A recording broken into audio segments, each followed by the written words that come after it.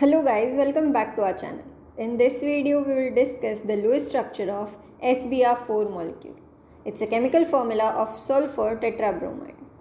Let us count the total number of valence electrons. We have one sulphur atom having 6 valence electrons and 4 bromine atoms having 7 valence electrons. Now that will give us a total of 34 valence electrons. For the arrangement of atoms, we will place sulphur in the center and arrange bromine atoms around it and then place pair of electrons between each atom for bond formation. As you can see, each bromine atom needs 6 more electrons for complete octet. So we will assign 6 to each bromine atom. We are still left with 2 more electrons that we will assign to sulphur as it can form expanded octet. Now all the atoms have complete octet in this Lewis structure and has formal charge of 0. So this is the final Lewis structure of SBr4 and this is its structure. For more such videos, make sure to subscribe our channel and thank you for watching.